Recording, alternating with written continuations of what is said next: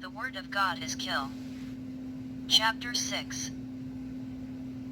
Jessica was looking at the big cross. It made her sad just a little. Then she saw the young priest across the room. She said out loud, "It's me, Jessica." He looked at her with a scared look. He looked like he wanted to run away from her. But he didn't. He went over to her. With a worried look, Jessica said, "You were right." The priest shook his head and his hands. Then said that it doesn't matter, you must leave, it's not safe. Jessica said in a desperate voice, "I need your help. It's not safe for you to be here. I did something awful." He said in a worried voice, "I told the Catholic council about you. And they sent the no fear ones. And they think the best solution is to kill you." Jessica looked scared. Jessica could feel her whole body shaking. "I didn't tell them where you live. But they do know what you look like. But they have only been here for a day."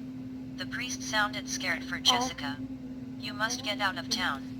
I am so sorry, I thought it was the best thing.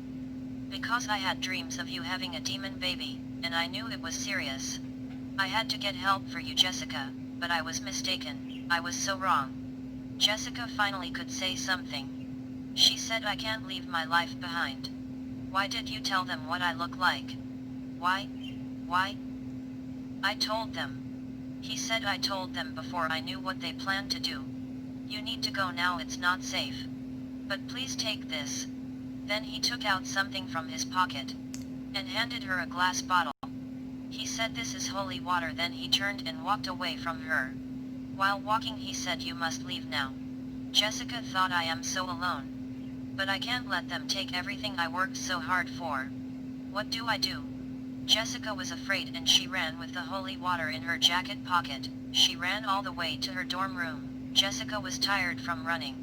Jessica changed into her nightgown and went to bed. Jessica walked through the church doors. She walked all the way down the long aisle to the end. Then she saw a man. But all she could see was his back. Then he turned around, it was her dad. Jessica said, "Dad," with a very big smile. Her dad said, "I'm so sorry, Jessica, it is my fault." Jessica was confused and said, "What's your fault, Dad? You got the curse from my bloodline." He shook his head 2 times. "I'm sorry, I cannot help you. They will not let me, you cannot run from him. There's nowhere you can go. He will always find you." Then her dad turned to the left. Then he turned into Damon. Damon was smiling at her. Jessica woke up from fear. It was dark in her room. She looked at the clock on the nightstand next to her bed. It was 1 a.m. Then she heard something from Eva's bed. She looked at the bed but saw nothing, only black. Then she saw a shadow on the bed.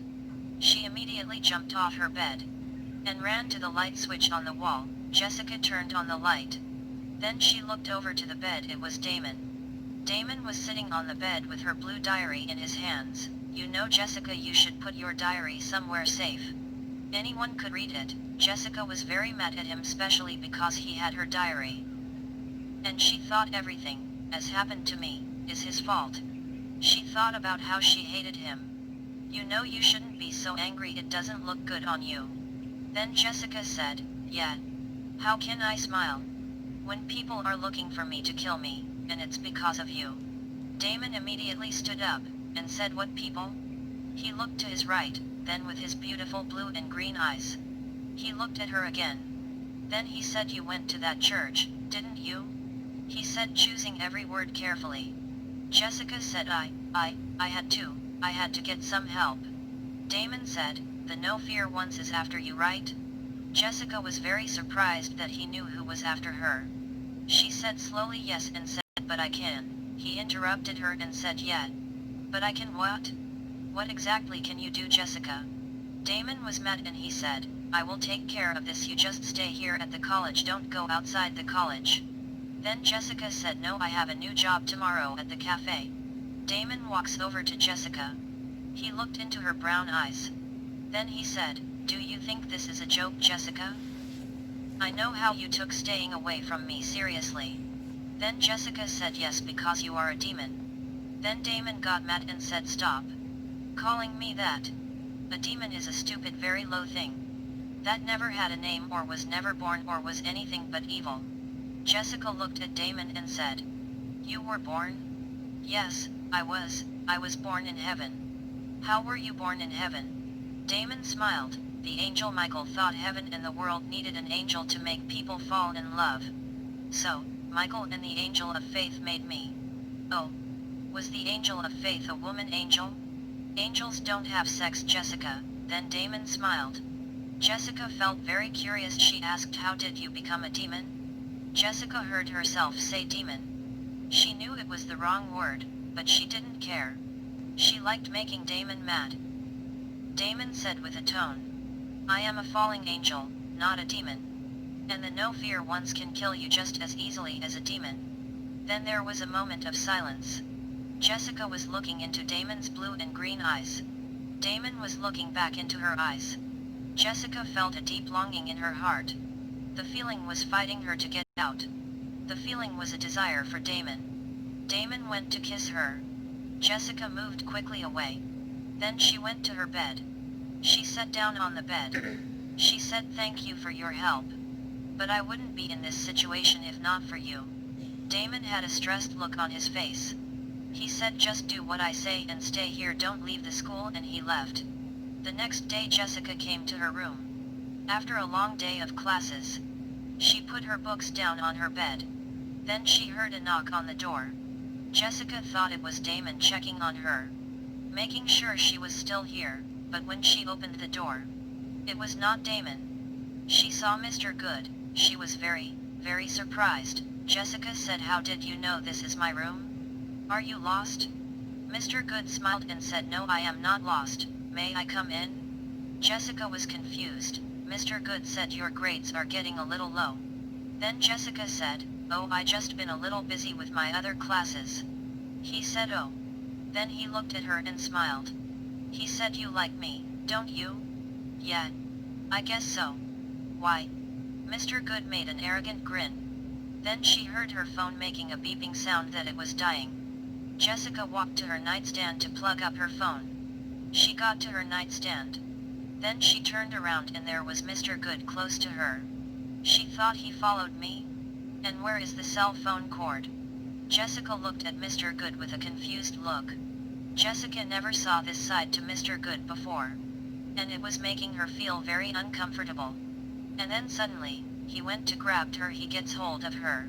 He was holding her very tight on both of her arms. Jessica was standing very straight, her mind was blank. He kissed her very hard. Jessica tried to push him away, but she couldn't. His grip was too tight. He was too strong. Then she pushes him again and only got one of her arms loose. Then she tried to find something to grab. Her hand found something that felt like glass. She grabbed it and hit Mr. Good with it right on the head. It shattered on his head. As soon as it shattered on his head was smoking, and he was screaming in pain. Jessica looked over to the nightstand that was behind her. Mr. Good was right in front of her. She saw the nightstand and noticed that the glass of holy water was not there. It was the holy water she grabbed. Then Jessica looked back to Mr. Good again. She saw Mr. Good's eyes. His eyes were red, and his head was still smoking, and he was still shouting from pain. Jessica was so scared. She did not know what he would do to her now. But he just looked at her with his red face and his colored blood-red eyes. He turned and ran out of her room. She was completely shocked. And she was shaking, and her heart was beating very fast. Jessica felt her heart was starting to slow down. She thought, "Oh my God. Mr. Good is a demon too, just like Damon, who isn't a demon these days." Then Jessica took a deep breath. Jessica went to her bed and grabbed a box that was on top of her book. It was hair dye. Then she went to the bathroom. Jessica was going to dye her hair blonde, because the no fear ones knows what she looks like. She thought to dye her hair blonde, it would mean that they wouldn't find her, and she could go to her new job. She was going to work tonight. Tonight was her working training day. She was going to be working every Friday and Sunday nights. She loved working at her new job. She made coffee and tea and other things. It was fun to be making so many sweets. Donuts, muffins, chocolate chip cookies, and oatmeal cookies, and making all kinds of cappuccino. It smelled so good it reminded her of home. And how much fun she had with her mom cooking. At 10 a.m. Jessica was at her room. She was dreaming. In her dream Jessica was falling forever down in a black hole, into a hole that never ended. Jessica woke up with a strange feeling. She went to the bathroom. She looked at herself with blonde hair. She said to herself, I look good with brown hair. But blonde makes my face pop more. With brown hair I look average. She ran her fingers through her golden hair. And said they will never find me now. Then Jessica got a shower. And then did some studying. She studies until 5:30 p.m. then went to work. Damon was sitting down with Mr. Good. And he was talking to him. Mr. Good asked, so how are things going with Jessica? Are you getting closer to her? Damon, well yes, but we have a new problem. What problem? The no fear ones they know about Jessica. And my plans for Jessica. Mr. Good said how do they always find out? Then he laughed. Mr. Good and Damon was in Damon's apartment in the living room. Sitting down on Damon's couch, Damon was at one end of the couch, and Mr. Good was all the way on the other end of the couch. Then Damon said maybe it's God? Then Mr. Good laughed again. Then Damon said Jessica was the one that told them. Mr. Good looked puzzled. She went to this old church. And talked I guess to a priest. But on the bright side, I must protect Jessica. And by protecting her I get her trust. It was Monday. Jessica went to lunch. She saw Victoria. Victoria was standing with her boyfriend M.J. She was looking into his eyes like a young woman in love did. Victoria was a very tall girl. But M.J. was about 4 inches taller than her. Jessica thought what they would think about my hair. Would they hate it? And pretend that they do like it when they didn't. And then she saw the look Victoria was giving M.J. and he was giving her the same look. They looked so in love with each other. Jessica thought anyone could tell they were in love. And they would be in love forever. But people would then think out of envy and say to themselves they would break up and not last forever. Jessica knew she was in love with Damon. But she didn't know why. And it would be nice to love without hate. She went up to Victoria. And touched her on the shoulder. Victoria turned around. She looked at Jessica like she didn't know her. And then Jessica said hi. And then Victoria's eyes went up and down at Jessica.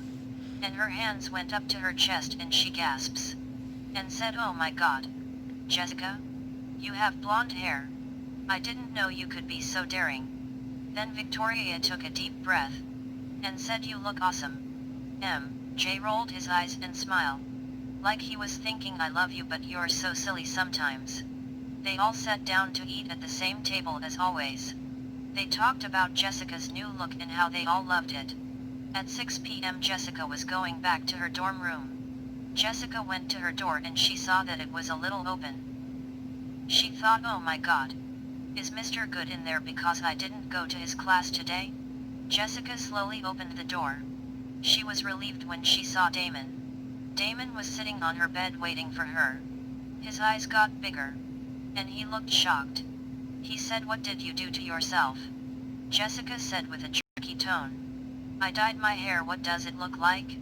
Well, I don't like it. Well, I don't care what you like. And then Damon said, I didn't mean it like that. I meant I really like the way you were natural. And Jessica couldn't help to feel flattered. Then Damon asked, why did you dye your hair? Jessica said, so I can go to my new job. Without being killed by no fear ones.